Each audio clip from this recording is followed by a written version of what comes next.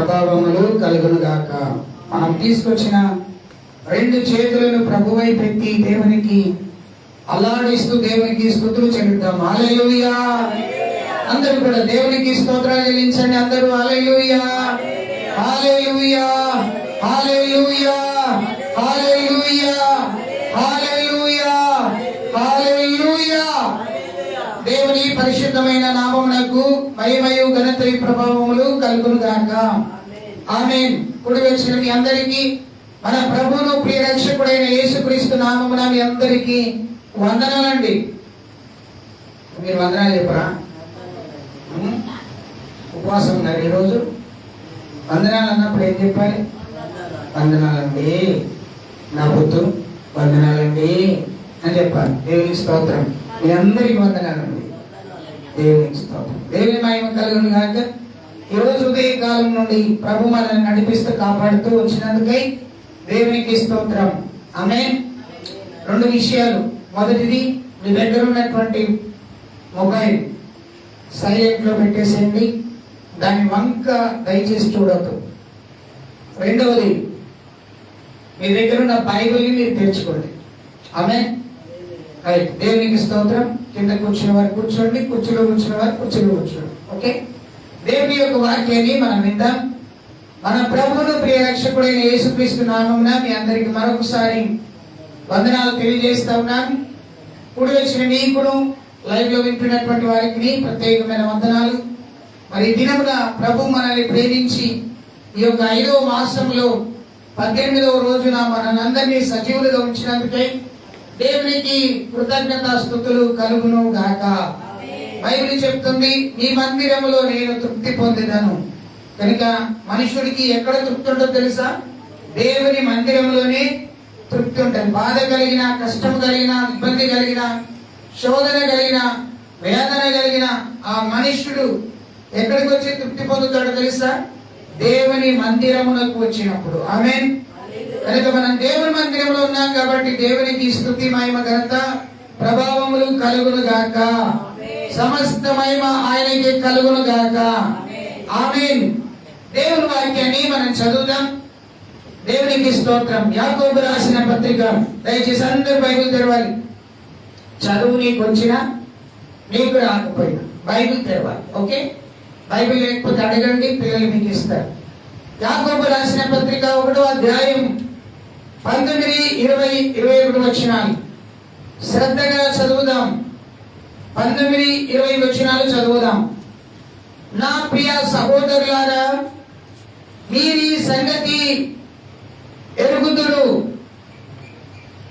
గనుక ప్రతి మనుషుడు వినుటకు వేగిర పడువాడును, మాటలాడుటకు నిదానించువాడును, కోపించుటకు నిదానించువాడునై ఉండవలెను. ఎందుకనగా నరుని కోపము దేవుని నీతిని నెరవేర్చదు. మరలా చెప్తున్నాను. యాకోబు రాసిన పత్రిక 1వ అధ్యాయం 19, 20 వచనాలు. అమ్మకు బైబిల్ ఇవ్వండి. దేవుని యొక్క వాక్యములు మనం శ్రద్ధ గమనిస్తే, భక్తుడైనటువంటి యాకోబు యేసు క్రీస్తునకు దాసుడుగా ఉండి, అంతేకాకుండా యేసు క్రీస్తుల వారి యొక్క నామమునకు ఎరిగిన వాడై ఆయనను వెంబడించినటువంటి అద్భుతమైనటువంటి దాసుడు. 12 గోత్రములలో చెదిరిపోయినటువంటి ఆ ప్రజలకు ఈ ఉత్తరాన్ని రాస్తా ఉన్నాడు. ఈ ఉత్తరంలో ఈ 1వ అధ్యాయంలో విశ్వాసం గురించి, దీనత్వం గురించి, శోధన గురించి, అంతేకాకుండా దేవుని యందు భక్తి ఏ విధంగా ఉండాలో ఈ అధ్యాయం అంతా కూడా మనకు తెలియపరుస్తుంది. ఉన్నారా ఇక్కడ మీరు? ఈ అధ్యాయం అంతా కూడా ఇక్కడ తెలియపరుస్తా ఉంది. అయితే ఇక్కడ మనం గమనిస్తే 19, 20 వచనాలకు వచ్చినప్పుడు ఈ యాకోబు భక్తుడు అంటున్నాడు, మీకు ఒక సంగతి మీరు ఎరిగి ఉండాలి, మీరు ఒక సంగతిని మీరు తెలుసుకొని ఉండాలి. ఏంటి ఆ సంగతి? అని అంటే మీరు వినడానికి వేగిర పడిన వారై ఉండాలి. వినడానికి, వినుటకు మీరు వేగిర పడిన వారై ఉండాలి. మనుషుడి లోకములో ఏది వింటున్నాడు? మీరు ఆలోచన చేస్తే మనుషుడికి దేవుని యొక్క వాక్యం చెప్తుంది, మనుషుడు వినవలసినది దేవుని మాట. దేవుని మాట విన్నప్పుడు మనుషుడికి వినుట వలన విశ్వాసం కలుగుతుంది. ఆ విశ్వాసము మనుషుని నిత్య జీవితంలోనికి నడిపిస్తుంది అని వాక్యం చెప్తుంది. వినుటకు ఎలా ఉండాలి? వేగిర పడాలి. దేవుని మాటలు నేను వినాలి, దేవుని క్రియలు నేను వినాలి, దేవుని కార్యాలు నేను వినాలి అని నువ్వేం చేయాలి? వేగిర పడి ఉండాలి, తొందరగా ఉండాలి. తొందరపాటు వేరు. తొందరగా రావటానికి, తొందరగా వినుటకు నీవు మనస్సును హృదయాన్ని కలిగిన వారవై నీవు ఉండాలి. రెండవది అక్కడ మాట చెప్తున్నాడు, ఏమంటున్నాడు? వినుటకు వేగిర పడివాడు, అలాగనే మాటలాడుటకు నిదానించువాడు. ఏదైనా మాట్లాడాలంటే నువ్వు నిదానించి నీవేం చేయాలి? మాట్లాడాలి. ఆచి తూచిగా నీవు మాట్లాడాలి. నువ్వేం మాట్లాడుతున్నావో నీవు ఎరిగిన వాడవై ఉండాలి. నువ్వేం మాట్లాడాలో ఆలోచించి మాట్లాడాలి. మీకు తెలుసా, దేవుని మాట ఉంది, దయ్యము మాట ఉంది, మనుషుల మాట ఉంది. బాగా గమనించాలి. దేవుని మాట మనిషిని బలపరుస్తుంది, స్థిరపరుస్తుంది, నడిపిస్తుంది. మనిషిని మాట, దేవుని మాటను బట్టి ధైర్యం కలగజేస్తుంది, ఆదరణ పుట్టిస్తుంది. దయ్యము మాట నిన్ను నిరుత్సాహపరుస్తుంది, కుంగజేస్తుంది, నిన్ను అణిచివేయాలని ఆశిస్తుంది. ఈ మూడు మాటలు నీవు వినవలసిన మాట దేవుని మాట. ఆ మాటను నీవు జాగ్రత్తగా వినడానికి నువ్వు సిద్ధపడాలి. మూడవ మాట అక్కడ ఉంది, నిదానించి. చూచేటువంటి నీవు నేను కూడా కోపించుటకు నీవు నిదానించు వాడవై ఉండవలేను. అండర్లైన్ చేసుకోండి. మీ దగ్గర పెన్ ఉంటే కోపము అనే దగ్గర అండర్లైన్ చేసుకోండి. 20వ వచనంలో చదివితే యాకోబు భక్తుడు అక్కడ చక్కని మాట చెప్తున్నాడు. మనుషుడి జీవితంలో ఉండేటువంటి కోపాన్ని గురించి అక్కడ తెలియపరుస్తున్నాడు. కొంతమందికి ఊరికిన కోపం వస్తుంది, కొంతమందికి చెప్పిన మాట వినకుంటే కోపం వస్తుంది, కొంతమందికి చెప్పిన పని చేయకుంటే కోపం వస్తుంది. ఇది మానవుడికి ఉండేటువంటి గొప్ప బలహీనత. బైబిల్ ఏమని చెప్తున్నది అని అంటే 20వ వచనం, ఎందుకనగా చదవాలి. ఎందుకనగా నరుని కోపము దేవుని నీతిని నెరవేర్చదు. ఏమండి? నరుని యొక్క కోపము దేవుని నీతిని నెరవేర్చదు. కోపం చాలా భయంకరమైనటువంటి క్రియ, అపవాది క్రియ ఇది. ఎఫెసీకి రాసిన పత్రికలో పౌలు భక్తుడు ఎఫెసీ సంఘానికి చెప్తాడు, ఇదిగో నా ప్రియమైన సంఘ విశ్వాసులారా, మీరు కోపపడుడి గాని పాపము చేయకుడి. కోపపడుడి గాని పాపము చేయకుడి. కోపం చాలా భయంకరమైనది. ఏమండి?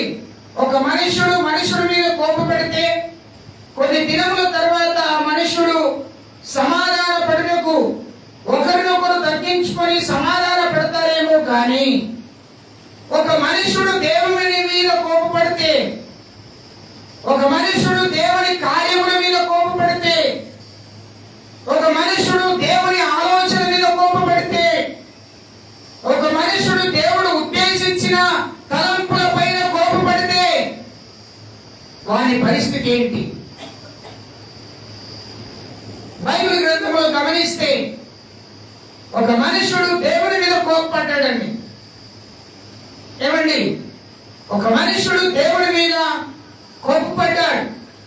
ఆ ఒక్క మనుషుడు దేవుడి మీద కోపపడటం వలన భూమి మీద ఉన్నటువంటి మనుషులందరూ సర్వనాశనం అయ్యారు.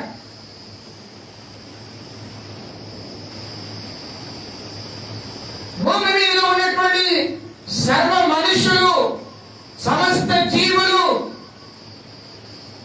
సమస్త జలరాశులు అన్నీ కూడా నాశనం అయిపోయినాయి. ఎవరా మనుష్యుడు? ఆ మనుష్యుడి కోపం వలన కలిగిన కార్యాలు ఏంటి? ఆ మనుష్యుడి వలన జరిగిన క్రియలేంటి? ఒక మాట చదవండి.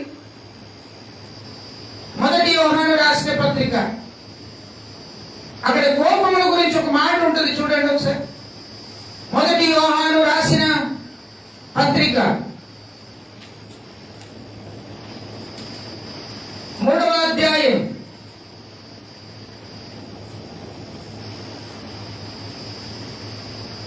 11, 12 వచనాలు చదువుదాం.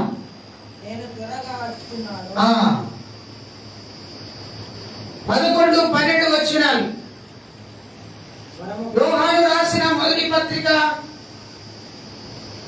3వ అధ్యాయం 11, 12 వచనాలు. మనం ఒకరినొకడు ప్రేమింపవలనది మొదటి నుండి మీరు వినినటువంటి వర్తమానమే కదా. నేను విన్నటువంటి వర్తమానమే కదా. మనము కయీను వంటి వారమై ఉండరాదు. వాడు దుష్టుని సంబంధి అయి తన సహోదరుని చంపెను. వాడతన్ని ఎందుకు చంపెను? తన క్రియలు చెడ్డమనియు తన సహోదరుని క్రియలు నీతి గలవని ఉండెను గనుకనే కదా. ఇక్కడ ఒక వ్యక్తి కనబడుతున్నాడు. ఏమని రాయబడి ఉన్నది అక్కడ? దేవుని బిడ్డలమైన మనము ఒకరిని ఒకరు ప్రేమించడం అనేది దేవుడు పెట్టినటువంటి ఆజ్ఞ. స్తోత్రం చెప్తామందరం హల్లెలూయా. దేవుడు ఉంచినటువంటి ఆజ్ఞ ప్రేమించడం. దేవుడు ప్రేమ స్వరూపి. ఆ ప్రేమకు పాత్రులుగా దేవుడు నిన్ను నన్ను చేశాడు. ఎలాగ చేశాడు? కలువరి గిరిలో తన రక్తమును చిందించి మీ పాపమును నా పాపమును కడిగివేసి పరిశుద్ధుడిగా చేసి నిన్ను విలువ పెట్టి కొని నిన్ను ఉన్నతమైన స్థితిలోనికి నిలువబెట్టి నిన్ను పరిశుద్ధపరిచి నీకు ప్రభువుతో ఉండేటువంటి భాగ్యమును, తండ్రితో ఉండే భాగ్యమును దేవుడు నీకు దయచేసి నీవు ప్రేమించు, మీ సహోదరుని ప్రేమించు అని ప్రభు తెలియపరిచినటువంటి వర్తమానం. ఆయన అందరినీ ప్రేమించాడు కనుకనే తనను కొట్టిన వారిని, తనపై ఉమివేసిన వారిని, తన వస్త్రము లాగివేసిన వారిని, తన తలపై ముళ్ళకిరీటము గుచ్చిన వారిని, కాళ్ళకు చేతులకు మేకులు కొట్టిన వారిని, సిలువను మోయించినటువంటి వారిని, సిలువలో ప్రక్కలో బల్లెపు పోలికో పెరుగుబడి పడిచినటువంటి వారిని క్షమించాడు. ప్రేమ అనేకమైన దోషములను కప్పుతుంది. నీవు ప్రేమ లేని వాడిగా ఉండటానికి వీలులేదు అని చెప్తూ భక్తుడైన యోహాను అంటాడు అక్కడ. ఏ వచనం? 12వ వచనంలో మనము కయీను వంటి స్వభావము కలిగిన వారమై ఉండరాదు. ఎవరయ్యా ఈ కయీను? ఏమంటున్నాడండి అక్క? ఏమని చెప్తున్నాడు? కయీను వంటి స్వభావము కలిగిన వారమై ఉండరాదు. కొన్ని స్వభావాలు ఉంటాయి. తండ్రికి ఏ లక్షణం ఉంటుందో పిల్లలకు కూడా అదే లక్షణాలు ఉంటాయి. తండ్రి స్వభావం ఎట్టుంటుందో పిల్లల స్వభావం అలాగే ఉంటుంది. తల్లి స్వభావం ఎలా ఉంటుందో పిల్లల స్వభావం అలాగే ఉంటుంది. అది ఇప్పటి నుండి కాదు, వారి తరతరముల నుండి వస్తున్నటువంటి కార్యం. వాళ్ళ తాత కోపిష్టి అయితే వాళ్ళ తండ్రి కోపిష్టి, వాళ్ళ తండ్రి కోపిష్టి అయితే వాళ్ళ కుమారుడు కోపిష్టి, వాళ్ళ కుమారుడు కోపిష్టి అయితే వాళ్ళ కుమారుడు, వాళ్ళ పిల్లలు, వాళ్ళ పిల్లలు, వాళ్ళ పిల్లలు. ఇక్కడ దేవుని యొక్క వాక్యం అంటుంది, మనము కయీను వంటి స్వభావము గలవారమై ఉండరాదు. ఏం చేశాడు ఈయన? ఏం చేశాడండి? అసలు ఎవరైనా చూసుకోవాలి. హృదయంలో నోటు చేసుకోవాలి, తలంపులో నోటు చేసుకోవాలి, మనసులో నోటు చేసుకోవాలి. ఎవరైనా కయీన్, ఎవరైనా మిమ్మల్ని అడిగితే మీరు ఏం చెప్తారు కయీన్ గురించి? అసలు కయీన్ గురించి బైబిల్ ఎక్కడుంది? ఎన్నిసార్లు రాయబడింది కయీన్ గురించి? ఈ కయీను అనేవారు ఎవరు? ఈ కయీను గురించి యోహాను ఎందుకు గుర్తు చేస్తున్నాడు వీరికి? కయీను ఎలాంటి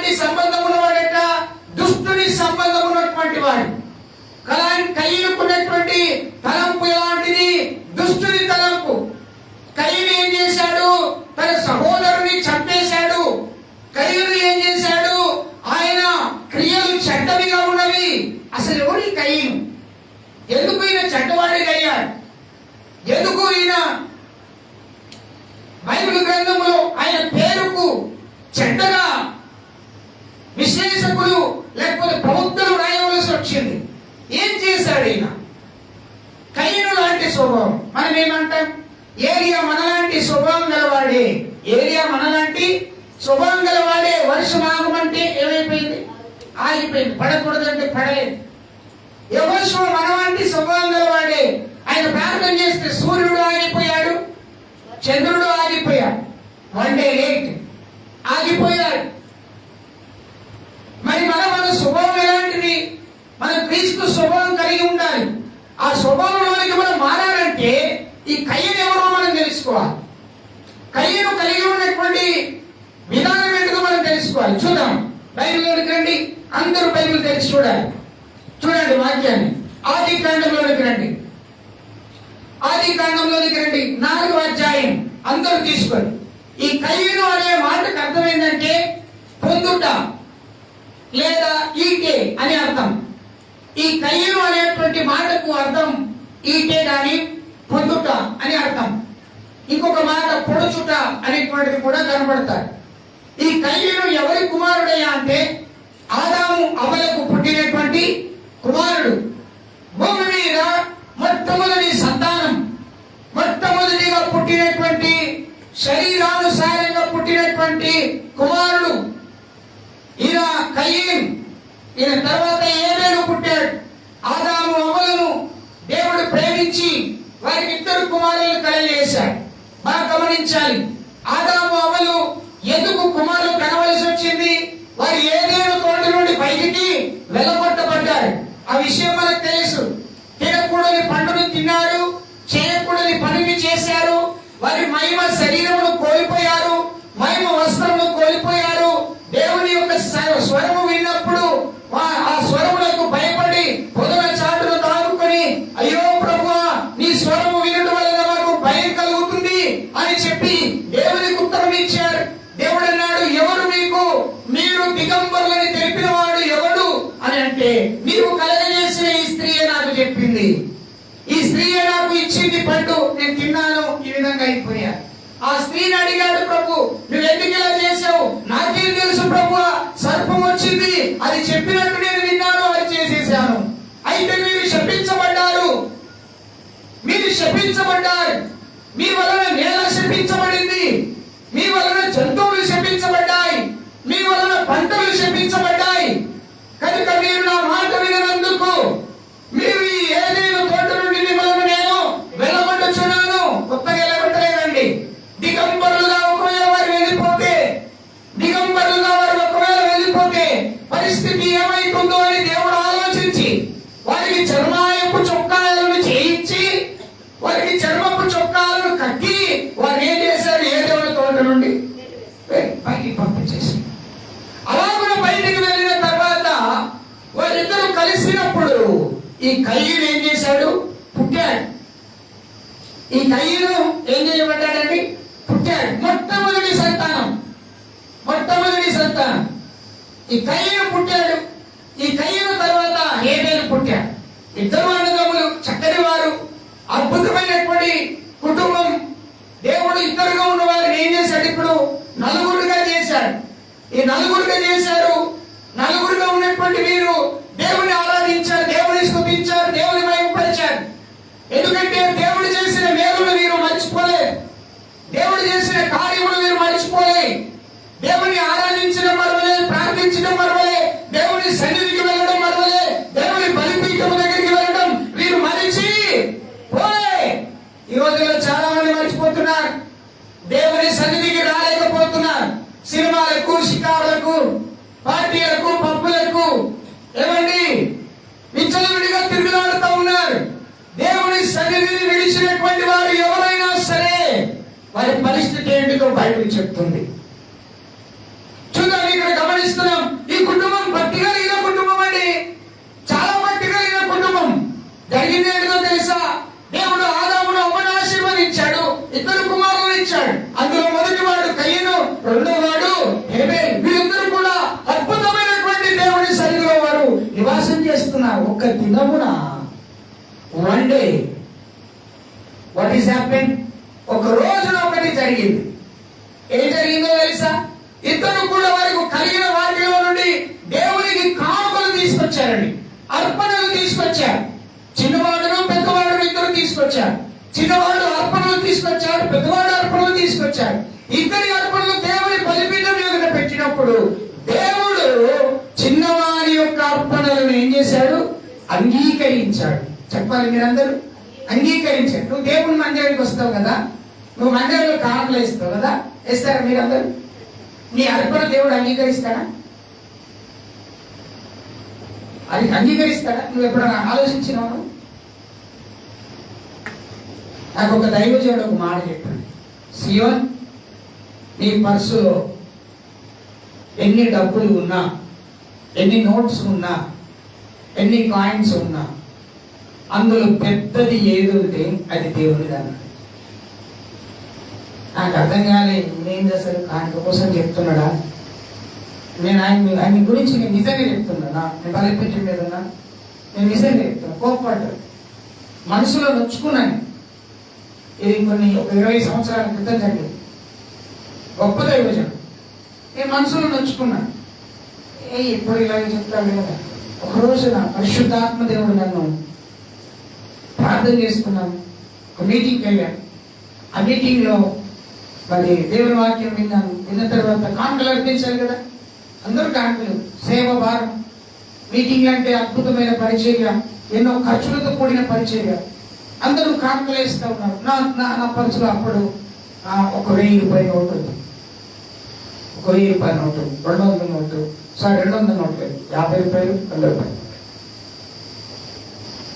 3 ఉన్నాయి. ఇప్పుడు దైవజనుడు ఏం చెప్పాడు? పెద్ద దేవునికి ఇవ్వాలి. ఇప్పుడు నేను ఏం చేయాలి? ఇచ్చేసాను.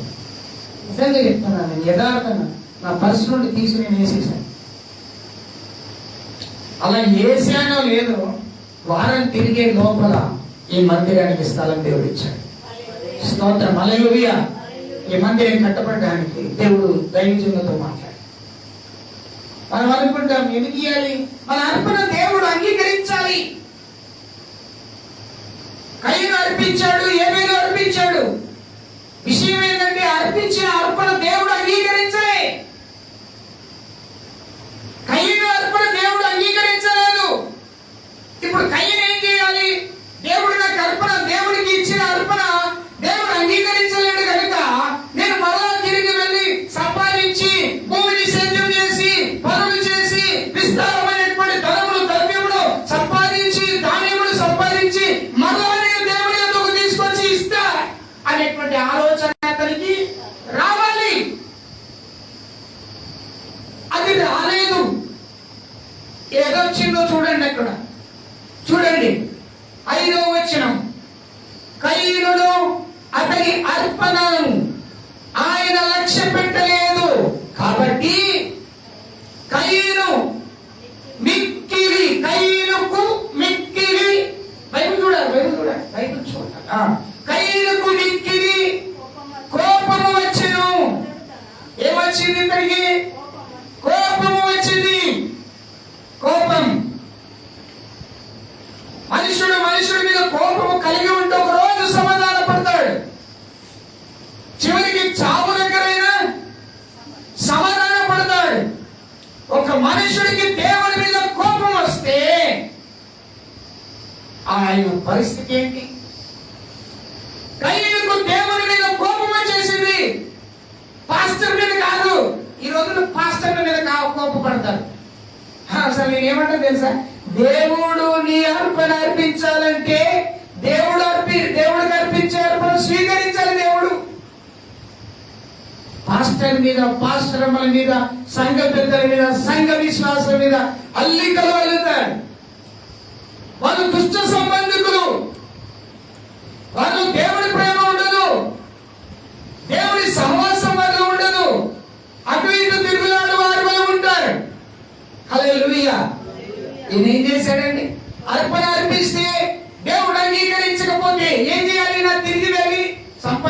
శ్రేష్టమైన వాటిని తీసుకొచ్చి ఏం చేయాలి? దేవునికి ఇవ్వాలి. అది మారు మనస్సు, అది పశ్చాత్తాప హృదయం, అది ప్రభువుకు తగినటువంటి విధానం. కానీ ఏం చేశాడు తెలుసా?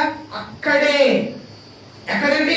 బలిపీఠం ఎదుటనే. ఇద్దరు రండి పిల్లలు, ఇటు రండి, ఇద్దరు రండి, ఇక్కడ నిలబడండి. బలిపీఠం, బలిపీఠం ఎదుటనే ఏం చేశాడండి? అక్కడ మీ బైబిల్ తెచ్చుకోవాలి. ఏం చేశాడు? నిలబడి ఏం చేశాడు తెలుసా? కోపము తెచ్చుకున్నాడు. ఇటువైపు చూడ, ఏం చేశాడు? కోపము తెచ్చుకున్నాడు. దూరం ఏమండి? ఈయన హేబేలు అనుకుందాం. ఈయన అర్పణ దేవుడు విన్నాడు, అంగీకరించేశాడు అర్పణను. మోకరించు, మోకరించు. నేను అర్పణను దేవుడు అంగీకరించేశాడు, ఈయనను దేవుడు ఆశీర్వదించాడు. ఈయన వెళ్ళిపోయాడు.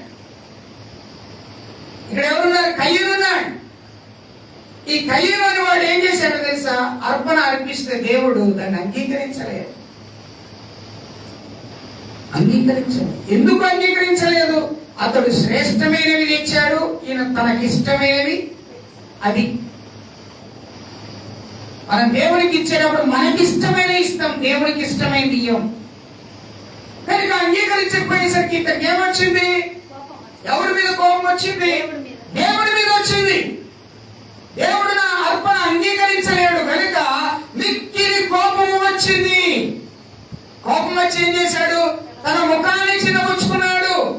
తన ముఖాన్ని చిన్నపుచ్చుకున్నా కానీ దేవుడు ప్రత్యేకంగా అడుగుతున్నాడు, వాట్ ఈస్ ద ప్రాబ్లం కయీన్ అని అడిగానే కయీన్తో అడుగుతున్నాడు. యెహోవా కయీనుతో ఉంటది అక్కడ చూడండి, అక్కడ 7-6 వచనం. యెహోవా కయీనుతో అంటున్నాడు, నీకు కోపమేలా కయీన్? ఎందుకు నీ ముఖాన్ని చిన్నపుచ్చుకున్నావు? నీవు అన్ని కటింగ్లు చదువుతారు మనల్ని. ఏమండి? నీవు సత్క్రియ చేసిన ఎడలా తలనెత్తుకొనవా? సత్క్రియ చేయని ఎడలా వాకిట పాపము పచ్చి ఉండను. దేవుడేమంటున్నాడు? కయీన్, నువ్వు ఎందుకు కోపం తెచ్చుకుంటున్నావు? ఎందుకు నీవు ముఖాన్ని చిన్నపుచ్చుకుంటున్నావు? నువ్వు మంచి పని చేసిన ఎడలా నువ్వు గొప్పవాడివి కాకపోదువా? ఒకవేళ నువ్వు మంచి పనులు చేయకపోయినట్లయితే పాపము నీ వాకిట పొంచి ఉంటుందని నీకు తెలియదా? ఏం మాట్లాడలేడు, మౌనంగా ఉన్నాడు. ఎవరు? కయీన్. దేవుడు మాట్లాడుతుంటే is keep quiet, do not talking. ఆయన ఏం మాట్లాడాలి? కీప్ క్వైట్, సైలెంట్ ఉన్నాడు, అన్ని వింటున్నాడు. పాపం పొంచి ఉంటుందయ్యా, నీ ఎడల దానికి వాంఛ కలుగుతుంది. ఆ పాపము నీ ఎడల దానికి వాంఛ కలుగుతుంది. ఆ పాపము నీ నేరుతుంది. కయీన్, డోంట్ యాంగ్రీ, ఇది కరెక్ట్ కాదు. నువ్వు కోపం ఉంచుకోవడం కరెక్ట్ కాదు. మౌనంగా ఉన్నాడు. ఇప్పుడు ఎన్నాడు చూడండి, పొద్దునందుడు అలాగే ఉన్నాడు. ఎవరు? కయీన్. దేవుని సన్నిధి నుండి వారు వెళ్ళిపోయారు.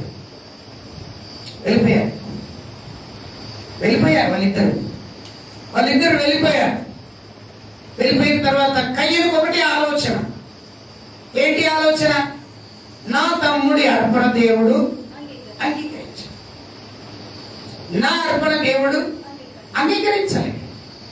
ఏం చేయాలి? ఏం చేశాడు చూద్దాం. అక్కడ 8వ వచనం. కయ్యూను తన కుమారుడు తమ్ముడైన కయ్యూను తన తమ్ముడైనటువంటి హేబేలుతో మాట్లాడాడు.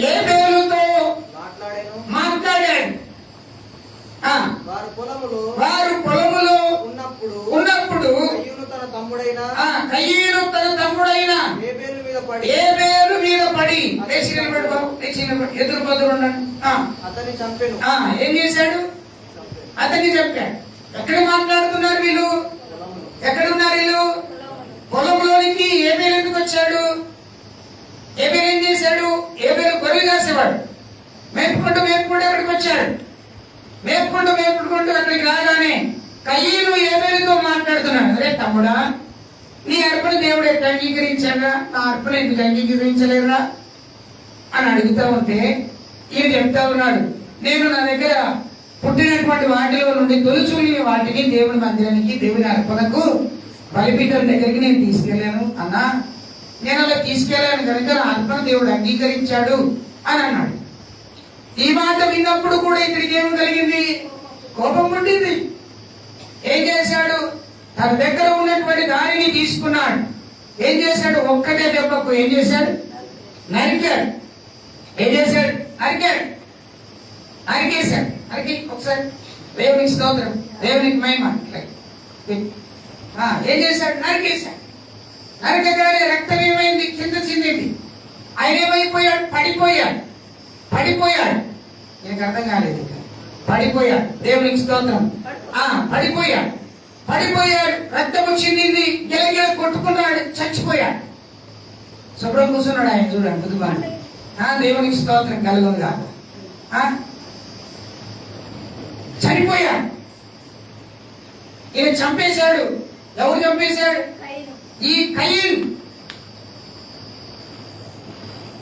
మొదటి సంతానం ఆదాములకు పుట్టినటువంటి మొదటి సంతానం చంపేశాడు. సొంత తమ్ముడిని ఏం చేశాడు? నరికేశాడు. చంపేసి ఏమి ఎరగనట్టు ఏమైపోయాడు? తన పొలంలోనికి వెళ్ళిపోయాడు. గొర్రెలన్నీ చనిపోయాయి. పొలంలోనికి వెళ్ళిపోయాడు. దేవునికి స్తోత్రం కలుగును గాక. హల్లెలూయా. పొలంలోనికి వెళ్ళిపోయి శుభ్రంగా ఆయన నిలబడి తన పని తాను చేసుకుంటా ఉన్నాడు. ఏం జరిగిందో తెలుసా? అక్కడ 9వ వచనం. యెహోవా దేవుడు అతని దగ్గరికి వచ్చాడు. జాగ్రత్తగా వినాలి. మొదటిగా ఆయన కానుక తీసుకొచ్చాడు. దేవుడు అంగీకరించలే. రెండవదిగా ఆయనకు కోపము కలిగింది.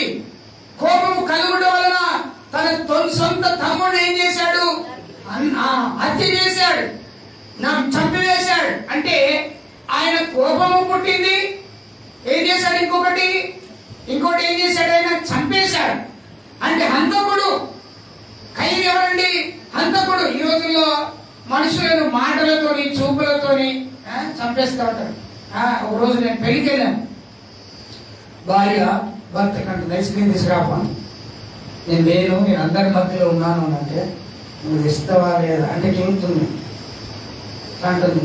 కానీ అంటే దీని అర్థం ఏంటంటే, నువ్వు లేకపోతే ఇంటికి వస్తే ఉన్నది అని అంటున్నాను. దేవుని స్తోత్రం. హల్లెలూయా. కొంతమంది ఏం చేస్తారు? చూపుతోని, మాటతోని, పలుకుతో ఏం చేస్తారు? చంపి పడేస్తారు. దేవునికి స్తోత్రం. అలాంటి వారిగా లేనందుకే దేవునికి స్తోత్రం కలుగును గాక. హల్లెలూయా. కయీను ఏబేలును చంపేశాడు. శుభ్రంగా ఏమీ ఎరగనట్టు పోయి ఉన్నాడు. దేవుడు అతని దగ్గరికి ప్రత్యక్షమై అతనిలో మాట్లాడుతున్నాడు. ఏమంటున్నాడు తెలుసా? Oh my dear Cain, where is your brother Abel అని అంటున్నాడు. నా ప్రియమైనటువంటి కయీను, దేవుడు వచ్చి అడుగుతున్నటువంటి ప్రశ్న ఏంటో తెలుసా? నీ తమ్ముడైనటువంటి హేబేలు ఎక్కడ ఉన్నాడు? ఇది చూడాలి మీరందరూ. ఎక్కడ ఉన్నాడు అని అంటే ఈయన చెప్తున్న జవాబు ఏందో తెలుసా? ఎంత బుద్ధిమంతుడుగా చెప్తున్నాడు తెలుసా? అయ్యా, నా తమ్ముడికి నేనేమన్నా కావాలి వాడనా? నా తమ్ముడు వెళ్ళేదానికి, రావడానికి, కూర్చునేదానికి, పనిచేసేదానికి, గొర్రెలు మేపడానికి, అన్నిటినీ నేనేమన్నా చూసుకోవడానికి ఆయనకి ఏమన్నా నేను కావాలి వాడనా అని అంటే దేవుడు అంటున్నాడు, అయ్యా నువ్వు కావలివాడు కాదు కానీ, ఆయన నువ్వు ఎరగనంటున్నావు కానీ, నీకు ఒక విషయం చెప్తాను. ఏంటో తెలుసా? నీ తమ్ముడి రక్తము నాకు భూమిలో నుండి ఏం చేస్తుంది? మొదపెడుతుంది. ఎంత స్వార్థపరుడు అండి ఈయన! ఎంత స్వార్థపరుడు చూడండి, ఒకసారి ఆలోచించండి. కయీను అర్పణ అర్పించబడకపోతే దేవుడి మీద కోపపడ్డాడు చాలాసార్లు. దేవుడు ఏదైనా సాయం చేయకపోతే సేవకుడు మంచి ప్రార్థన చెప్తలేడు మా గురించి, అందుకే దేవుడు ఏమీ ఇవ్వట్లేదు. అయ్యగారు, అమ్మగారు ప్రార్థన చేయట్లేదు, కన్నీళ్ళు ఇవ్వట్లేదు. వాళ్ళు ఇస్తారు, నువ్వు మాత్రం శుభ్రంగా పెట్టలు తట్టలు తినుకుంటే పెట్టి మీద అని అర్థం అండి. ఉన్నారా? స్తోత్రం చెప్తారా? హల్లెలూయా. దేవుడి కార్యం జరగాలంటే ఏం చేయాలి? నువ్వు మోకరించాలి. అప్పుడు ఇన్నిసార్లు ప్రార్థన చేసినాం కానీ అయ్యగారు ఇన్నిసార్లు ప్రార్థన చెప్పి మోకాళ్ళకు పోతాను లేను. కడుపులో కాయ కడగట్లేదు, పిల్లలు పుట్టట్లేదు. ఎట పుడతారు? ఎట కలుగుద్ది? ఎట పోయింది? విశ్వాసం మీద ఉందా? నీ నీ నీ మోకరించేపడి మోకళ్ళ మీద ఉండే ప్రార్థన దేవుని సన్నిధికి చేరాలి. అప్పుడు ఆయన వింటాడు. కయ్యను దేవుని మీద కోప్పడ్డాడు. ఏం సంపాదించుకున్నాడు చూడండి అక్కడ. కయ్యను దేవుని మీద కోప్పడ్డాడు, దేవునికి ఇచ్చే విషయంలో కోప్పడ్డాడు. తన తమ్ముడు చేసినటువంటి కార్యం చూసి అసూయపడ్డాడు, స్వార్థపరుడయ్యాడు, అసహించుకున్నాడు. అబ్బా, నేను పొందవలసిన దీవెన వీడు పొందాడు, నేను పొందవలసిన మెప్పు వీడు పొందాడు అని స్వార్థపూరితమైనటువంటి ఆలోచనలు తనలోకి వచ్చినాయి. అందుకే యోహాను అంటాడు, కయ్యను వాడు దుష్ట సంబంధికుడు.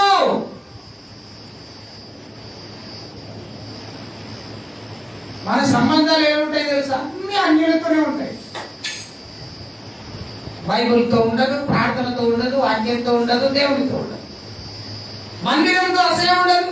ఆదివారం వస్తే మళ్ళీ ఆదివారం ఏమైందో ఏంటో పుష్కరమై భూకంపం మంచి ఎగిరిపోయినా ఓహో ఆదివారం బైబిల్ పట్టుకోవాలి. అబ్బా మందిరం కూడా ఈయనే ఉండే కిటికీలు ఏమి ఉంటే తర్వాత లేదు.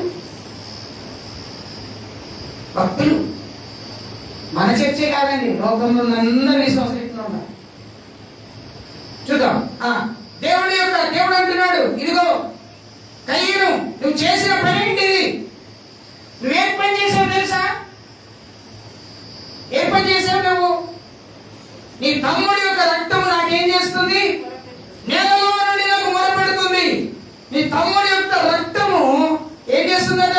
ఆ రక్తములో నుండి స్వరము బయటకు వచ్చి నాకు మొరపెడుతున్నదయ్యా. కావున నీ తమ్ముని రక్తము నీ చేతి నుండి పుచ్చుకొనుటకు నోరు తెరిచి ఈ నేల మీద ఉండకుండా నీవు శపింపబడు వాడవు. సింపుల్గా చెప్పాలంటే, దేవుడు అంగీకరించకపోతే ఈయన ఏం చేయాలి? తిరిగి వెళ్ళి సంపాదించి పంట పండించి ఏం చేయాలి? మళ్ళా తీసుకొచ్చి రెట్టింపు దాన్ని తీసుకొచ్చి దేవుడికి ఇవ్వాలి. పైగా ఇది చేసిన పని ఏంటంటే దేవుడి మీద కోప్పడ్డాడు. కోప్పడమే కాకుండా స్వార్థముతో ఆలోచించాడు. ఇంకేం చేశాడో తెలుసా అండి? కోప్పడ్డం ఒక ఎత్తు అయితే ఇంకేం చేశాడో తెలుసా? స్వార్థంగా ఆలోచించడం ఇంకొక ఎత్తు అయితే దేవుడు గట్టింపునకు లోబడిన వాడైపోయాడు. లోబడలేదు దేవుడి గట్టింపునకు. నువ్వు చేసిన పని ఏంటి నాయన? కొంతమంది ఏం చేస్తారో తెలియదు పాపం.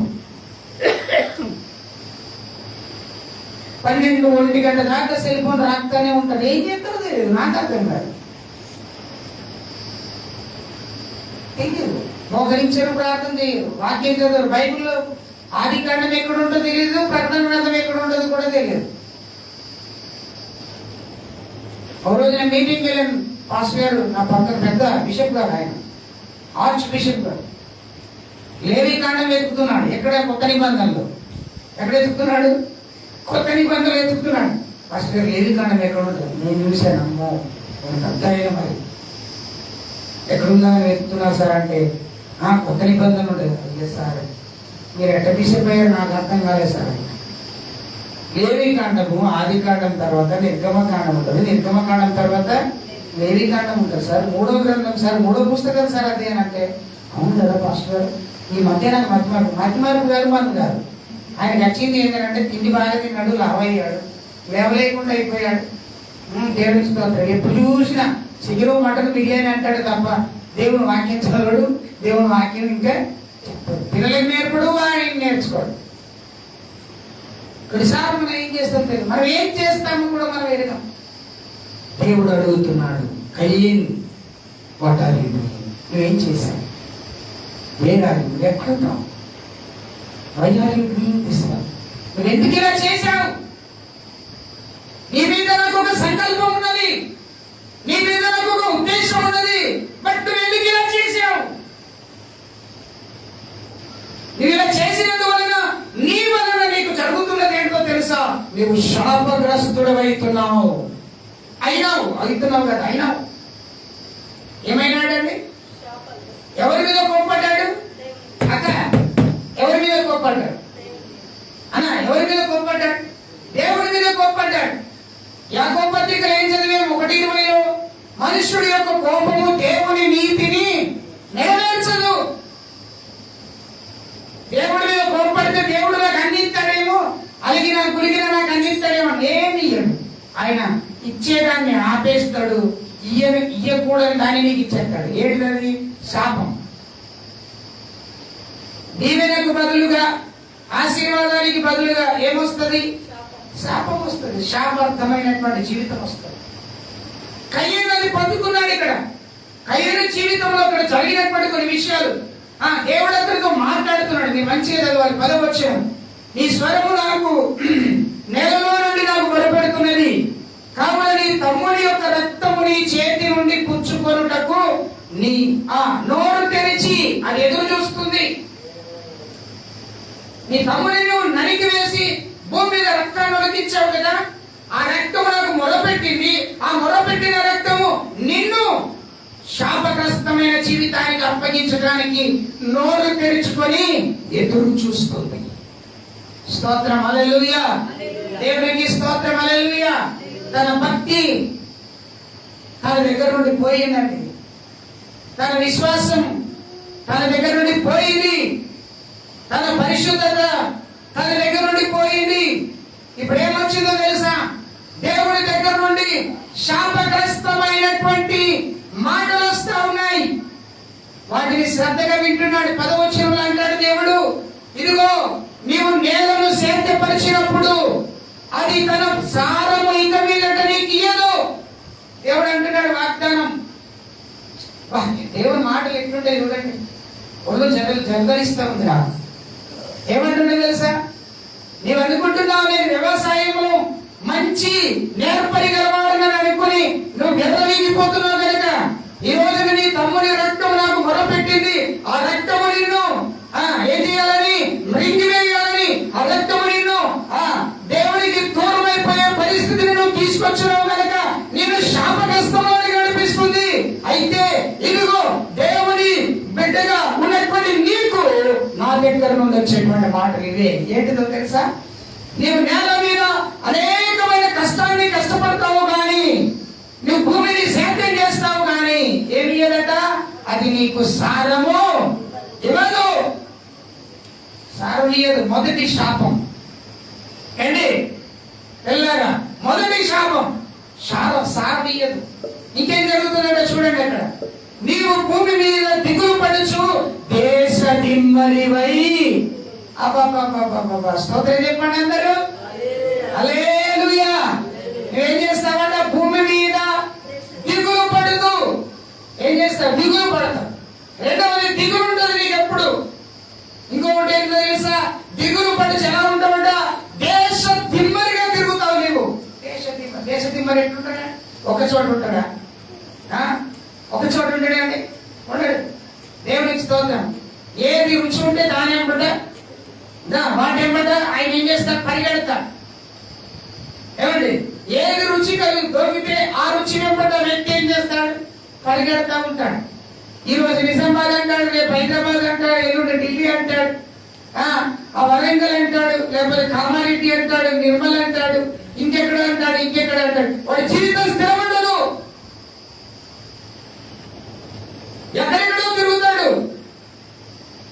దేశ దిమ్మరిగా తిరుగుతాడు. నువ్వు అనుకోవచ్చు, సార్ నా కోసమే చెప్తున్నాడేమో అని. నీ కోసమైతే చెప్పట్లేదు. నేను వాక్యాన్ని చెప్తాను. నేను నీ కోసం ప్రార్థన చేసి నీ గురించే చెప్పాలని నేను ఇక్కడికి రాలే. దేవుడు నాకు ఏం మాట్లాడతాడో అదే చెప్పాలని నిర్ణయించాను. సాయంకాలం బైబిల్ అక్కడ చదువుతున్నప్పుడు బయటకు వచ్చి ప్రభు నాతో పదే హెచ్చరిస్తున్నాడు. ఏమన్నా తెలుసా? కయ్యని గురించి బోధించిన సందర్భం. కయ్యనుకు కలిగినటువంటి శాపం ఎక్కడి నుండి వచ్చిందో సంఘానికి తెలియచే. ఎక్కడి నుండి వచ్చిందండి? దేవుడి మీద కోపం కలగడం వల్ల వచ్చింది. నువ్వు సేవకుడి మీద కోపం కలిగితే నీకేమొస్తుంది ఆలోచించు. విశ్వాసి మీద కోపం కలిగితే నీకేమొస్తుంది ఆలోచించు. దేవుని మందిరం మీద కోపం కలిగి ఉంటే నీకేమొస్తుంది ఆలోచించు. కయ్యనికి ఏమొచ్చింది ఆలోచిస్తాం.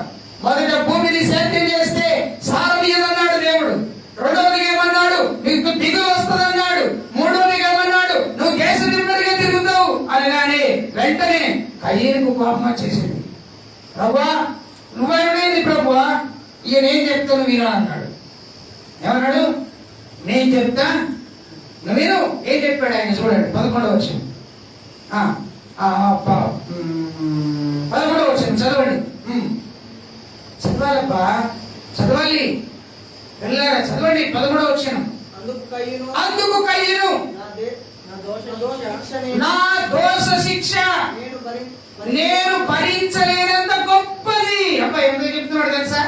ఎట్లా అబ్బాయి కయ్యనా బయట ఏమంటున్నాడు తెలుసా? ఎలా చెప్తున్నాడు చూడండి. ఆయన ఏం చెప్తున్నాడు చూడండి అక్కడ. దేవుని స్తోత్రం. ఇటువైపు తిరిగి అటువైపు తిరిగి ఏమంటున్నాడు? నా దోష శిక్ష ఎంత గొప్పది అని అంటున్నాడు. అంటే పాపం చేశాడు, తప్పు చేశాడు. ఇలా చూడు ఎలా అంటున్నాడు? నా దోష శిక్ష ఎంత గొప్పది. ఇలా ఒకసారి దేవుని స్తోత్రం. ఎంత గొప్పది. తను అనుకుంటున్నాడు, నేను తప్పు చేశాను, నా మీద దోషం వచ్చింది, ఆ దోష శిక్ష నేను భరించలేనంత గొప్పది. ఇంకేమంటున్నాడు? చూద్దాం, చెప్పండి. వాక్యం చదువురే. నేను ఈ ప్రదేశము నుండి నేడు ఈ ప్రదేశము నుండి నన్ను వెళ్ళగొట్టితివి. దేవుడు ఏమంటున్నాడు? అనకముందే ఈయన అనుకుంటున్నాడు ఏమని? నన్ను ఈ ప్రదేశం నుండి నీవు వెళ్ళగొట్టేసినావు. కొంతమంది పుట్టించుకుంటారు చూడండి. పాస్టర్ గారు ఒక మాట అంటే విశ్వాసం కూడా పుట్టిస్తారు. కయ్యం పుట్టించాడు మాట ఇక్కడ. ఏమండి? దేవుడు వెలగొట్టేశాడు అక్కడ. ఇది బాగా గమనించాడు. చెప్పించాడే తప్ప వెలగొట్టాడా? దూరపరిచాడా? మార్మల్స్ పొందాడేమని ఎదురు చూశాడే తప్ప ఏమండి నీ మీదకి దోష శిక్ష ఉంటుంది నువ్వు భరించలేవు అని అన్నాడా? అనలేదండి. ఏమన్నాడు ఆయన? నువ్వు పండించినటువంటి పంట సారం ఇవ్వదు, ఫలం ఇవ్వదు, నువ్వు కష్టపడతావు, నువ్వు బాధపడతావు, ఇబ్బంది పడతావు, నీవు దేశదిమ్మడిగా తిరుగుతావయ్యా, నువ్వు శాపగ్రస్తుడు అయ్యావు, నీ తమ్ముడి యొక్క రక్తము నోరు తెలుసుకొని ఎదురు చూస్తుంది నీ మరణం కోసం అని చెప్తా ఉంటే ఈయనేమంటాడు? సాల ప్రభు ఆగు, ఇక నేను చెప్తాను అంటున్నాడు. ఏమంటున్నాడు ఆయన? నేను చెప్తా. ఏం చెప్పాడు? మొదటి మాట ఏం చెప్తాడు? నా భార్యము, నా దోష శిక్ష నాకు నేను భరించలేనంత గొప్పది అన్నాడు. రెండోది ఏమంటాడు తెలుసా అండి? నువ్వు నన్ను ఎలగొట్టేశావు. దేవుడు చెప్పలేదు అక్కడ. కొంతమంది విశ్వాసులు ఏమంటారంటే, పాస్టర్ గారు నన్ను ఈ మాట అన్నాడు వెళ్ళి మందిరానికి రాను,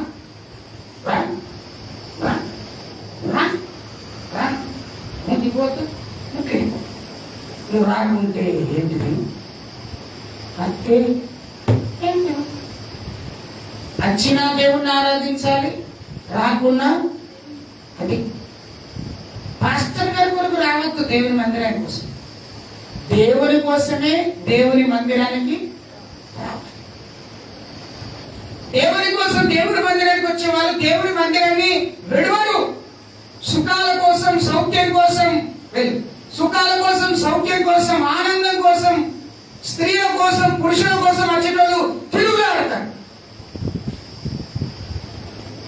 ఈయన అన్నాడు, నన్ను ఎలగొట్టేసినావు ప్రేమ. ఏమంటాడు? నన్ను ఈ ప్రదేశం నుండి నీవు నన్ను వెలగొట్టితివి. ఇంకేమంటాడు? నీ సన్నిధికి రాకుండా అబ్బా వెళ్ళేయబడి దిగులు పడుచు భూమి మీద దేశ దిమ్మరివై యుందువు. ఈయన చెప్పుకుంటున్నాడు ఏమని తెలుసా? నీవు నన్ను వెలగొట్టేశావు, నీ సన్నిధికి రాకుండా నన్ను ఏం చేశావు? అడ్డగించేశావు, బయటికి వెలగొట్టేశావు. ఇంకేమంటున్నాడు తెలుసండి? నీవు దిగులు పడుతూ దేశ దిమ్మరిగా ఉంటావని నువ్వు అన్నావు కదా అని. ఇంకేమంటాడు చూడండి అక్కడ.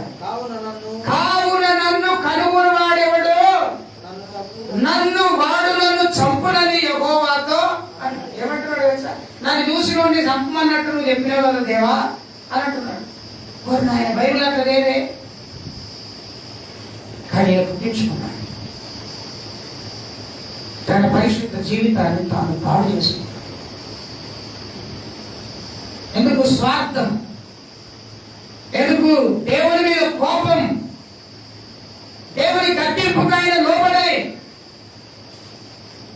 ఆయన హంతకుడైపోయాడు. మొదటి హంతకుడు బైబిల్లో. అసలు నాకు తెలిసి భూమి మీదనే మొదటి హంతకుడు, సర్వ సృష్టిలో మొదటి హంతకుడు అండి ఆయన. కానీ ఏమంటున్నాడు? నువ్వు నన్ను నిలగొట్టేసావు, నీ సన్నిధికి రాకుండా నన్ను చేసినావు. ఇప్పుడు వీళ్ళందరికీ ఏడుస్తారు, కొంతమంది ఏడుస్తూ ఉంటారు. నీ వల్లనే నా తల్లిదండ్రికి దూరమైనా, నువ్వే నా అన్నదమ్ములను వేరు చేసినావు, నీవే నా తండ్రికి తల్లికి వేరు చేసినావు. ఇదే ఇదే ఇదే ఇదే ఏడు. కయ్యి నడిచిన ఏడిపోయింది, కయ్యి నడిచిన ఎక్కడికి వెళ్ళకండి, ఇద్దరు ఉన్నారు. స్తోత్రం, హల్లెలూయా. దేవుడు అన్నాడు, నేల నీకు పంట ఫలం ఇవ్వదు అన్నాడు. దేవుడు అన్నాడు, నీ కొరకు రక్తం ఎదురు చూస్తుంది అన్నాడు, నోరు తెరుచుకొని ఉందన్నాడు.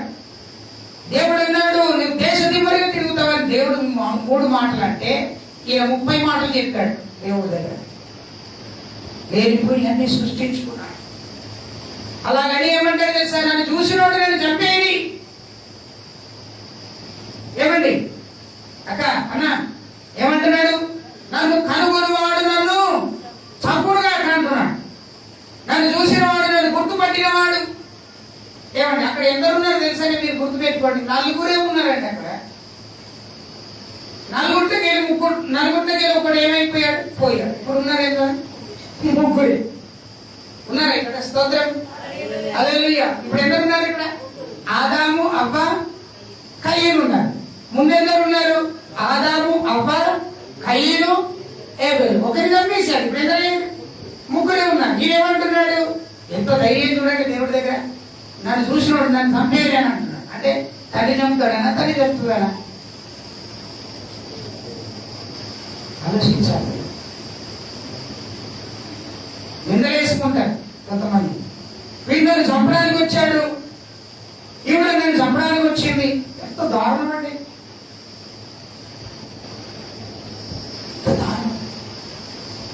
దేవుడు ఈ మాటలు విని దేవుడు ఏమంటాడు తెలుసా? అక్కడ అందుకు యెహోవా 15వ వచనం, అందుకు యెహోవా అతనితో, కాబట్టి ఎవడైనను చంపిన ఎడల.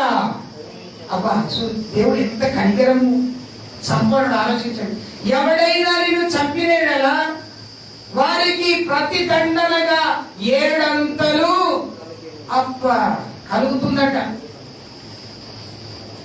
ఎవరైనా నిన్ను చంపాలని చూస్తే వారికి 7 అంతల నాశనం, 7 అంతల శ్రమ, 7 అంతల ఇబ్బంది, 7 అంతల ఆ కష్టం వారికి కలుగుతుంది అని దేవుడు చెప్పాడు.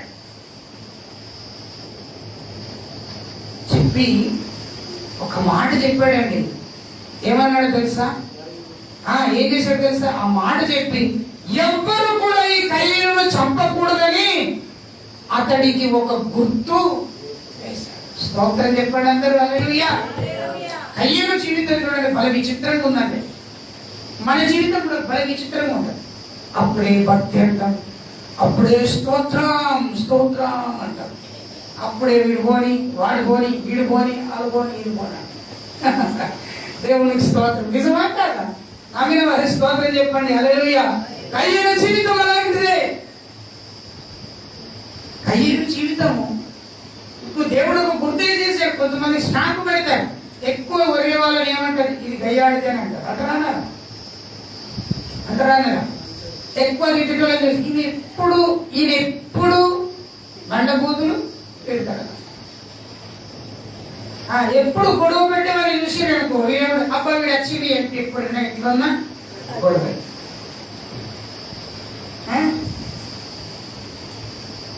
చెప్పుడు మాటలు చెప్పేవారు వచ్చింది, అబ్బ ఎవరో మూసుకోరు, ఏం మాట్లాడు. మనం ఒకటి చెప్తాను వెళ్ళి, ఆయన వెళ్ళి ఎన్ని చెప్తారు? 4 చెప్తాడు. 4 చెప్తారు. నిజమే, కరెక్ట్ చెప్తున్నారు మీరు అందరూ. భయపడతాం, వాళ్ళకు గుర్తు పెడతాం. వాళ్ళకి ఏం పెడతాం? గుర్తు పెడతాం. మన ఇంట్లో వస్తువులు దొంగతనం అవుతున్నాయి అనుకోండి, ఫలానా జోనతనం వచ్చి దొంగతనం చెప్తున్నాయని తెలుసుకున్నాను. లేకపోతే ఫలానా ఇంకో సహోదరు వచ్చి ఆ వస్తువులు తీసేస్తున్నారని తెలుసుకున్నాను అనుకోండి, మీరు ఏం చేస్తారు? వెంటనే సెల్ఫోన్, డబ్బులు, బంగారం, వెండి అన్ని జాగ్రత్తగా ఉంచుకుంటారు.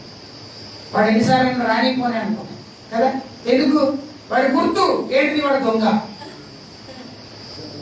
మన చదువుతాం దొంగ కాదులే, మంచోడే, దేవునికి స్తోత్రం అంటే గుర్తు. గుర్తు. వారికి గుర్తు పెట్టేస్తాను. కొంతమంది పాస్టర్కు గుర్తు పెడతారు, అది వచ్చింది కదా సార్, కానుక కోసమే వచ్చిండు సార్, ఏమేమో చెప్తాడు చూడు, ఏమేమో చెప్తాడు, చెప్తాడు లాస్ట్కి ఏమని చెప్తాడు చూడు. నాకు తెలుసు. ఒక ఊర్లో ఒక పాస్టర్ గారట, పాపం వాళ్ళు నిద్ర లేవక ముందే పోయిందంట పాస్టర్ గారు. ఏమండి, సామాన్యంగా మనుషులు ఎన్ని గంటలకు నిద్ర లేస్తారు? మనుషులు ఎన్ని గంటలకు లేస్తారు? 4, 5, సరే 4 గంటలు లేవాలి, 5, 6. పాపం వాళ్ళ జంతువులు కనుక 7, 8 గంటలకే వేశారు. మనిషి గారు పాపం డ్యూటీకి వెళ్ళాలి, బయటికి వెళ్ళాలి, లోపల వేశారు కానీ డ్యూటీకి వెళ్ళాలి, గబగబా రెడీ అవుతా ఉన్నారు. అంతలో పాస్టర్ గారు వెళ్ళారు. ఒకసారి వెళ్ళాడు 8 గంటలకు వెళ్ళారు, వాళ్ళు డ్యూటీలోకి వెళ్ళిపోతున్నారు. ఇంకో రోజు వెళ్ళాడు 7 గంటలకు వెళ్ళారు, అప్పుడు రెడీ అవుతున్నారు. ఇంకో రోజు వెళ్ళాడు 6 గంటలకు వెళ్ళాడు, వాళ్ళు అప్పుడే లేచి సిద్ధపడుతున్నారు. ఇంకో రోజు వెళ్ళాడు 4 గంటలకు వెళ్ళాడు. ఎన్ని గంటలకు? సేవకుడు చాలా జాగ్రత్తగా ఉండాలి. ఆ పాస్టర్ ఆ సిస్టర్ అంటే, అయ్యగారు మీకు సమయం సందర్భం తెలియదా? పాస్టర్ గారు మేము భార్య భర్తలమండి, మాకు పిల్లలు ఉన్నారండి, ఇవన్నీ మేము చేసుకోవాలి, ఇప్పుడు రావడం కరెక్ట్ కాదు. ఈ మధ్య సేవకులు గల్లీ తిరుగుతున్నారు, ఇల్లు తిరుగుతున్నారు కాంతల కోసం. 100 ఇస్తే 50 ఇస్తే 100 ఇస్తే 500 ఇస్తే ఆ కాంతలతో బతుకోవాలి. ఇది కాదండి దేవుడు మెచ్చుకునేది. నేనేం చెప్తున్నానంటే, ఇక్కడ మీరు గమనించాల్సిన, నీ ఆత్మీయ తండ్రి నీకు అలా లేనందుకు నువ్వు స్తోత్రం చెప్పాలి. దేవునికి స్తోత్రం, హల్లెలూయా. చూడండి, ఇక్కడ గమనించండి, కయ్యను దేవుడు ఒక గుర్తు వేసేశాడు. దేవుడు గుర్తు వేసేశాడు, వెళ్ళిపోయాడు. అక్కడి నుండి నోబు అనే పట్టణానికి వెళ్ళిపోయాడు. ఆ పట్టణాన్ని విడిచిపెట్టాడు, ఆ ప్రాంతాన్ని విడిచిపెట్టాడు. ఈజ్ అలోన్, ఒంటరిగా వెళ్ళిపోయాడు. ఆ పట్టణంలో నివసించాడు. ఏ పట్టణం? నోదు అనే పట్టణంలో నివసించాడు. వివాహం చేసుకున్నాడు, ఒక కుమారుని కన్నాడు. ఆ కుమారుడికి హానోకు అనే పేరు పెట్టాడు.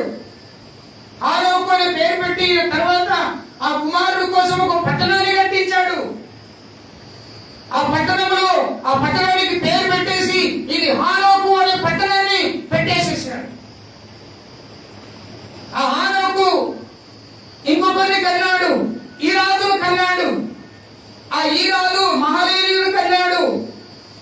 ఆ మహలేయుడు మధుశేయుడు కన్నాడు. మధుశేయుడు లెమెకును కన్నాడు. ఇలాగున వారి సంతానం పుట్టి పెరిగి అభివృద్ధి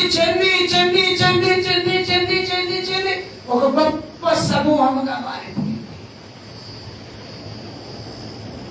గొప్ప సమూహంగా మారిపోయి ఈ లెమెకు పుట్టినటువంటి కుమారుడు ఎనోషు. షేతుకు పుట్టాడు, షేతు ఎనోషును కన్నాడు. ఎనోషు పుట్టేంత వరకు దేవుని సన్నిధికి వారు వెళ్ళలే, దేవునికి వారు ప్రార్థన చేయలే, దేవునికి వారు బలిపీఠం కట్టలేరు. అన్ని మర్చిపోయారు, దేవుని మర్చిపోయారు. అంటే ప్రజలు ఎంత తయారు పాపములు పెరిగి పెద్దోళ్ళు అయిపోయారు, పెరిగారు, విచ్చలు విడిగా తిరిగారు, వారి వరుసలు లేకుండా పాపం చేశారు, సంతానాన్ని కన్నారు. ఆ సంతానము బహు భయంకరంగా పెరిగిపోయింది. విస్తారమైనటువంటి ప్రజలుగా ఎంచబడ్డారు.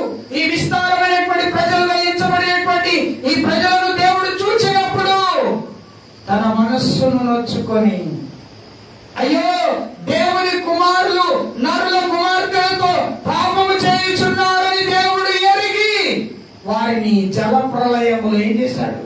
నాశనం చేశాడు. జల ప్రళయములు నాశనం చేయడానికి ముందుగా దేవుడు నోవాహును ఏర్పాటు చేసుకున్నాడు. నోవాహు దేవుని దృష్టికి నీతిమంతుడిగా కృప పొందిన వాడిగా అయ్యాడు. దేవుడు చెప్పినట్టుగా చేశాడు. సువార్తను ప్రకటించాడు.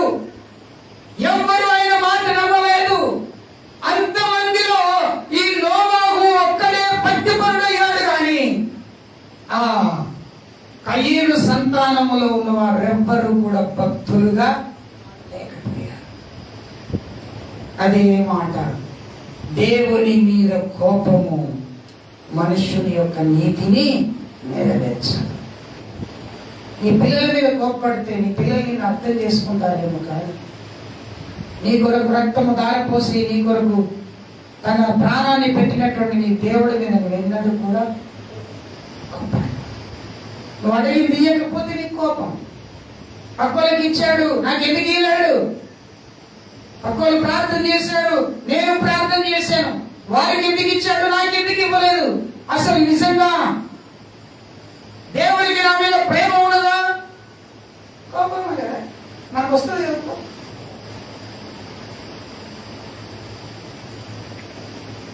మన ఏది సంస్థలో అందరికి వెహికల్స్ ఇచ్చాడండి. 20 సంవత్సరాల తర్వాత నాకు దేవుడు వెహికల్ ఇచ్చాడు.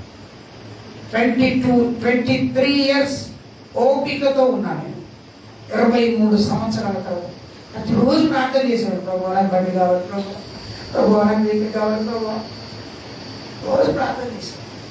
ఎప్పుడు నేను నాయకుల మీద సరిపోలే, ఎప్పుడు నా అధికారుల మీద నేను సరిపోలే, ఎప్పుడు నా తోటి సేవకులకు నాకంటే వెనుక వచ్చిన వాళ్ళందరికీ ఆ సంస్థ నాయకులు ఇచ్చారు, కానీ నేను ఎప్పుడు వాళ్ళ మీద సరుకోలే, కొనుక్కోలే, బాధపడలే, వారిని బ్లెస్ చేశాను. విచిత్రం ఏంటో తెలుసా, అందరికంటే ఎక్కువ డబ్బు నాకే ఇచ్చారు, అందరికంటే మంచి బండి నాకే ఇచ్చారు. స్తోత్రం. అలాగే లేటెస్ట్ గా దేవుడు ఇస్తాడు. కయ్యను లాంటి స్వభావం మనకొద్దు. దేవుడి మీద నువ్వు కోప్పడకు. దేవుడి మీద కోప్పడితే ఆయన జరిగిందేందో తెలుసా, దేవుని అర్పణ లక్ష్య పెట్టలేదు దేవుడు. దేవుని యొక్క సన్నిధిలో ఆయన స్వార్థాన్ని పెంచుకున్నాడు. దేవుని సన్నిధికి దూరం అయ్యాడు. దేవుని గద్దింపును వినలేదు. దేవుని యొక్క సన్నిధిలో ఆయన మొదటి హంతకుడుగా మారాడు. భక్తి లేని జీవితం కలిగిన వాడిగా అయ్యాడు. అంతేకాకుండా దైవ సహాయమును ఏం చేశాడు? కయ్యను లాంటి జీవితం మీకు ఇష్టమా? హేబేలు లాంటి జీవితం మీకు ఇష్టం?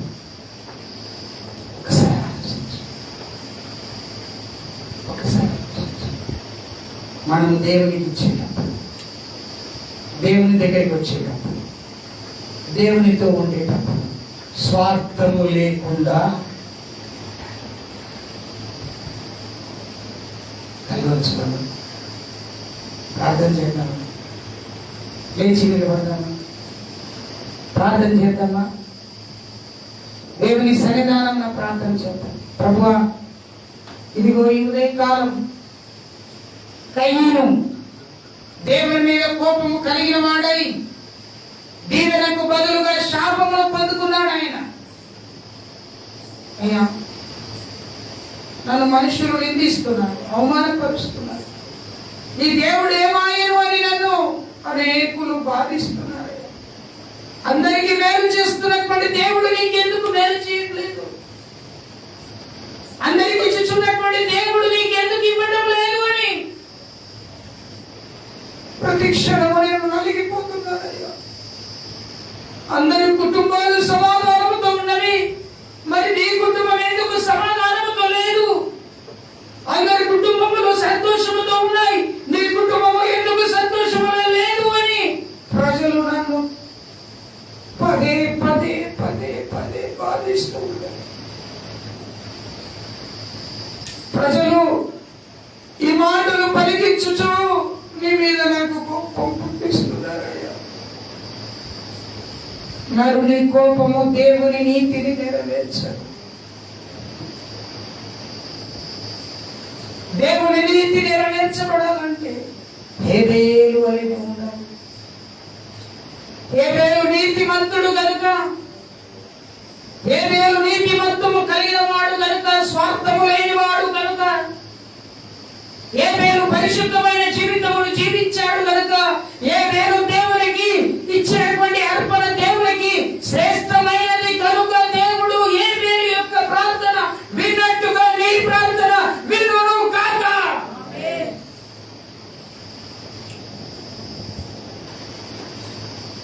ప్రార్థన చేద్దాం. ఒకసారి నీ రెండు చేతులు ఎత్తి గట్టిగా స్తోత్రం చెప్తాం అందరం. స్తోత్రం స్తోత్రం స్తోత్రం స్తోత్రం. కయ్యూరు లాంటి జీవితం నాకు వద్దు ప్రభు. దేశ దిమ్మరిగా తిరిగే జీవితం నాకు వద్దు. దిగులు పడే జీవితం నాకు వద్దు నాయనా. నా పంటలు నాయన సారము లేని జీవితం నాకు వద్దు ప్రభు. నేను శాపగ్రస్తమైన జీవితం నేను జీవించను ప్రభు. నీ సన్నిధికి దూరముగా ఉండే జీవితం నాకు వద్దయ్యా. నీతో ఉండే జీవితం నాకు కావాలి. ప్రార్థించుదాం. పరిశుద్ధుడా, ప్రేమ కలిగిన మా తండ్రి, కృప కలిగిన మా యేసయ్య, నీ శ్రేష్టమైనటువంటి నామానికి వందనాలు చెల్లిస్తున్నాను. ఇంతవరకు నీ వాక్యము ద్వారా మీరు మాతో మాట్లాడారు, మమ్మల్ని దర్శించారు. నీ వాక్యపు వెలుగులో మమ్మల్ని పరిశుద్ధపరిచినందుకే నీకు స్తుతి స్తోత్రములు కలుగును గాక అని ప్రార్థన చేస్తున్నాను. ఈ రోజున కయ్యూరు జీవితం మా ముందును ఉంచి మీరు మాతో మాట్లాడినందుకు నీకు స్తోత్రాలయ్యా. నీకు వందనాలు చెల్లిస్తున్నాం దేవా. మేము కయ్యూరు కలిగినటువంటి దుష్ట ఆలోచన, దుష్ట జీవితం మేము కలిగి ఉండటానికి తెలియదు. నీ మాటకు విధేయులముగా ఉందుము గాక. నీ మాటకు మేము లోబడుదుము గాక నాయనా. నీ మాటకు మేము గౌరవించుదుము గాక. నీ కర్తింపునకు మేము లోబడినట్లుగా మమ్మల్ని చేయండి. అంతకులుగా కాదు ప్రభువా, ఆతిథ్యం ఇచ్చే వారిగా చేయండి. భక్తి లేని వారిగా కాదు ప్రభువా, భక్తి కలిగిన బిడ్డలుగా మమ్మల్ని చేయండి. దైవ సహాయము పొందుకోలేని వ్యక్తులముగా కాదు కానీ ప్రభువా, దైవ సహాయము పొందగలిగిన వ్యక్తులముగా మమ్మల్ని చేయమని మీకు మమ్మల్ని మేము నీకు అప్పగించుకుంటాం. ఈ ప్రార్థన మీరు అంగీకరించు. ఎవరెవరి హృదయాలతో నువ్వు మాట్లాడేవో నాకు తెలియదు. వారిలో మార్పు కలిగించి వారి మీద వీరి మీద కోపము, దేవుని మీద కోపము తీయకుండా దేవునికి విధేయులై ఉండటానికి సాధించి ఉగ్రత కాలమందు మేము నాశనము కాకుండా ఉండు నిమిత్తము నీ కోపము చల్లార్చుకుని అన్నావు. కోపపడుడి గాని పాపం చేయదు. నిజమే ప్రభు, కోపమునకు మమ్మల్ని దూరముగా ఉంచి నిదానించి మాట్లాడే స్వభావం మాకు దయచి యేసు నామమున ప్రార్థించి వేడుకుంటున్నాం తండ్రి, ఆమేన్. మన తండ్రి అయిన దేవుని ప్రేమ, కుమారుడైన యేసుక్రీస్తు వారి కృప, పరిశుద్ధాత్మ యొక్క నిత్య సన్నిధి సహవాసం కూడిన మనందరికీ, లోకంలో ఉన్న సకల పరిశుద్ధులందరికీ, ఈ రోజున ఈ ఆరాధనలో పాల్గొన్నటువంటి ఇక్కడున్న సహోదరి సహోదరులకును, లైవ్ లో వింటున్నటువంటి వారికి దేవుడు సదాకాలము దయచేసి నడిపించి కాపాడును గాక. ఆమేన్. యేసు రక్తమే జయం, శిలువ రక్తమే జయం.